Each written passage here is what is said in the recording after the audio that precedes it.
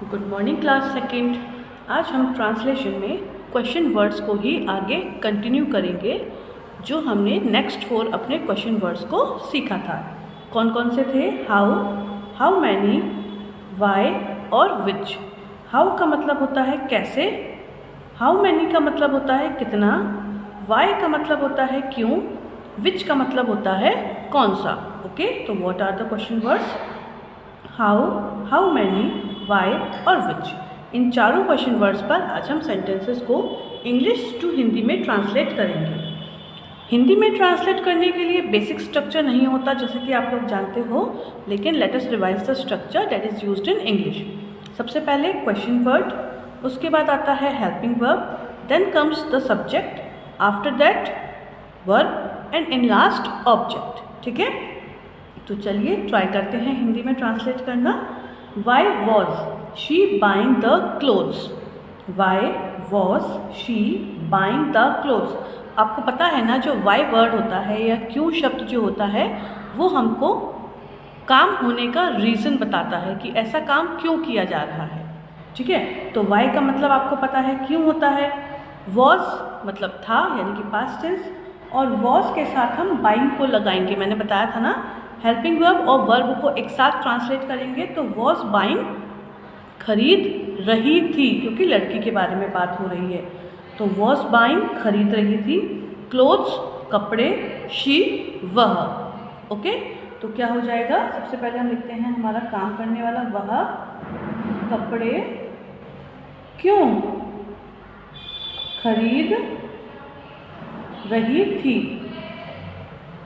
मैंने आपको पहले ये भी बताया है, सब्जेक्ट हिंदी की बात करें अगर हम, सब्जेक्ट सबसे पहले आता है और जो वर्ब होती है वो हिंदी में सबसे लास्ट में आती है, बाकी चीज़ों को हम बीच में लिख सकते हैं। तो सब्जेक्ट पहले लिख दिया, खरीद रही थी लास्ट में हो गया। How can you cry so loudly. क्या है? How can you cry so loudly. How मतलब कैसे, कैन सकता, यू तुम, क्राई चिल्लाना, सो लाउडली इतनी ज़ोर से। सो लाउडली को हम कैसे ट्रांसलेट करेंगे? इतनी ज़ोर से। अब ये हमारा मॉडल वर्ब और ये हमारी वर्ब। कैन क्राई चिल्ला सकते हो, कैन क्राई को कैसे ट्रांसलेट करेंगे? चिल्ला सकते हो। तो सबसे पहले हाउ की नो, मैंने अभी बताया ना, सबसे पहले हम सब्जेक्ट लगाने की कोशिश करते हैं। तो फिर आएगा यहाँ पे तुम, पीछे से सो लाउडली इतनी ज़ोर से, इतनी ज़ोर से। फिर कैसे, क्यों, क्योंकि हेल्पिंग वर्ब और वर्ब तो लास्ट में आएगी। अब आ जाएगा चिल्ला सकते हो। तुम इतनी ज़ोर से कैसे चिल्ला सकते हो, मतलब तुम्हें परमिशन नहीं है, या फिर हम पूछ रहे हैं कि तुम्हारे अंदर इतनी एबिलिटी कि तुम इतनी ज़ोर से चिल्ला सकते हो। दोनों ही रीज़न, दोनों ही पॉइंट्स यहाँ पे वेरी करते हैं। आगे देखते हैं। The next one is how many glasses of water should I fill. क्या है?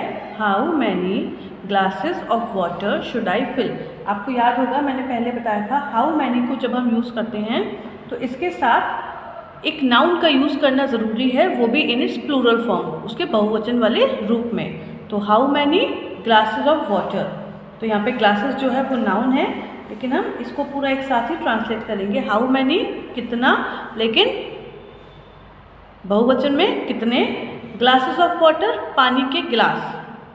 ग्लासेस ऑफ वाटर क्या होता है? पानी के गिलास। ये पूरा एक नाउन है यहाँ पर। शुड चाहिए, आई मैं, फिल भरना।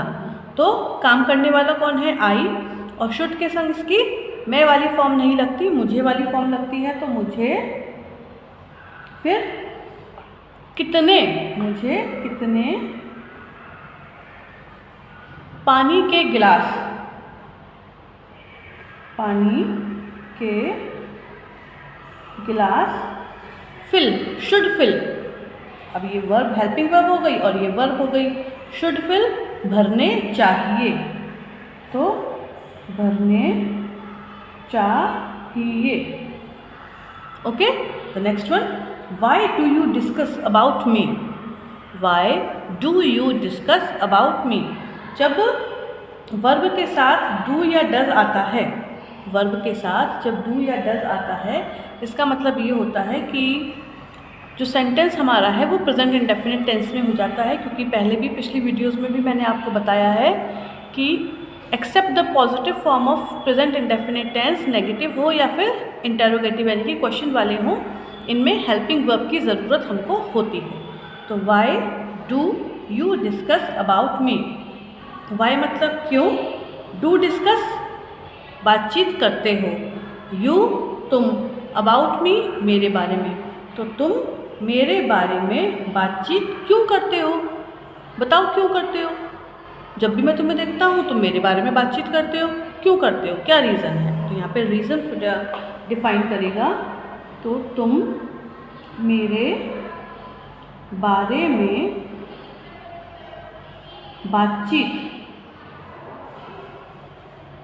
क्यों करते हो, या फिर हम इसको ऐसे भी लिख सकते हैं, तुम क्यों मेरे बारे में बातचीत करते हो। क्वेश्चन वर्ड को हम आगे ले जाएंगे, कोई फ़र्क नहीं पड़ेगा, तुम क्यों मेरे बारे में बातचीत करते हो या फिर तुम मेरे बारे में क्यों बातचीत करते हो। Okay, let's see the next sentences. Why are they killing the innocent animals, question mark रह गया। क्या है हमारा, why are they killing the innocent animals.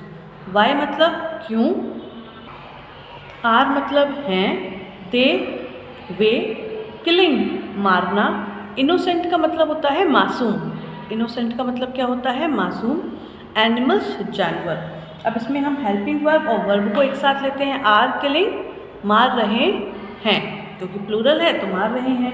Why मतलब क्यों, दे वे, इनोसेंट एनिमल मासूम जानवर। ठीक है, तो हम सब्जेक्ट से स्टार्ट करते हैं, वे क्यों। अब यहाँ पे क्यों हमने पहले लगा दिया, यहाँ हम बाद में भी लगा सकते हैं। वे क्यों मासूम जानवरों को मार रहे हैं, या हम ये भी बोल सकते थे, वे मासूम जानवरों को क्यों मार रहे हैं, क्या वजह है, क्या रीज़न है। ठीक, how shall we be forming our future, how shall we be forming our future. मैंने पहले भी बताया है, क्वेश्चन वाले वर्ड में जो स्ट्रक्चर होता है उसमें पहले हम हेल्पिंग वर्ब लिखते हैं, उसके बाद लिखते हैं सब्जेक्ट। तो जब फ्यूचर इंडेफिनिट टेंस की बात करते हैं तो सब्जेक्ट के बाद ही हम क्या लिखते हैं, बी को यूज़ करते हैं। क्यों, क्योंकि हेल्पिंग वर्ब के अलावा जो भी वर्ड्स होते हैं लाइक नेगेटिव में जो नॉट जाते हैं वो हम सब्जेक्ट के बाद ही यूज़ करते हैं ना, इसीलिए यहाँ पर भी शैल, फिर सब्जेक्ट और उसके बाद बी और फिर हमारी वर्ब। Got it.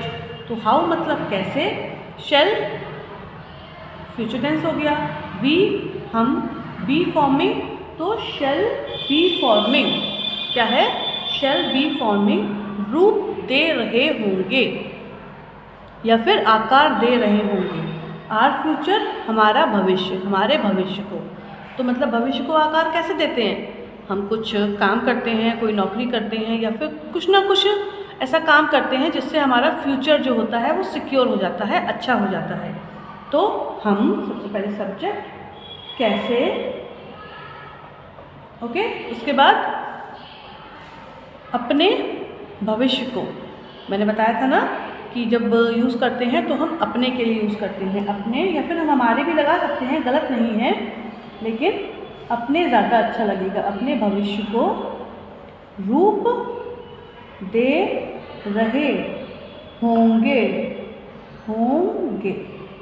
और question mark which is a must, क्योंकि क्वेश्चन वर्ड्स है तो ये क्वेश्चन ही बनेगा और इंटरोगेटिव सेंटेंस के लास्ट में हमेशा क्या, क्वेश्चन मार्क आता है। ये होते क्वेश्चन हैं लेकिन इनको बोला जाता है इंटरोगेटिव सेंटेंसेस। एक टाइप के सेंटेंसेस हैं लेकिन क्वेश्चन वाले हैं, इसीलिए इस टाइप के सेंटेंसेस को हम बोलते हैं इंटरोगेटिव सेंटेंसेस। ठीक है, now let us see the last two sentences. ये last two sentences as you already know आपको खुद ही सॉल्व करने हैं, but I will only read the sentences और explain it. How many talkative students are there in the class, how many talkative students are there in the class. How many कितने, talkative students. अब आपने देखा how many के साथ मैंने एक और नाउन का यूज़ किया जो कि प्लूरल फॉर्म में है, टॉकेटिव स्टूडेंट्स। ये एडजेक्टिव हो गया, ये नाउन हो गया। Are there in the class, तो यहाँ पर देयर की हिंदी नहीं होती। देयर की हिंदी ऐसा नहीं लिखेंगे वहाँ पर, नहीं, देयर को हम छोड़ देंगे। ये बस सेंटेंस को कंप्लीट करने के लिए यूज़ किया गया था, इन द क्लास। ठीक है। The last one is which book do you want to read. अब जो विच हमारा क्वेश्चन वर्ड है, इसके साथ भी हम एक नाउन को यूज़ करते हैं। जनरली ये सिंगुलर फॉर्म में यूज़ होता है, लेकिन इसको हम प्लूरल फॉर्म में भी यूज़ कर सकते हैं। विच बुक, कौन सी किताब, विच बुक्स, कौन सी किताबें, कोई फ़र्क नहीं पड़ता, तो इसको हम दोनों ही फॉर्म्स में यूज़ कर सकते हैं। तो which book do you want to read, आपको दिखाई दे रहा है डू और वॉन्ट, यानी कि ये हेल्पिंग वर्ब और ये वर्ब, तो सेंटेंस कौन सा हो गया, future indefinite, sorry present indefinite का। ठीक है। तो इन दोनों सेंटेंसेस को, इंटेरोगेटिव सेंटेंसेस को आपको खुद ही सॉल्व करना है। आज के लिए बस इतना ही। Good bye.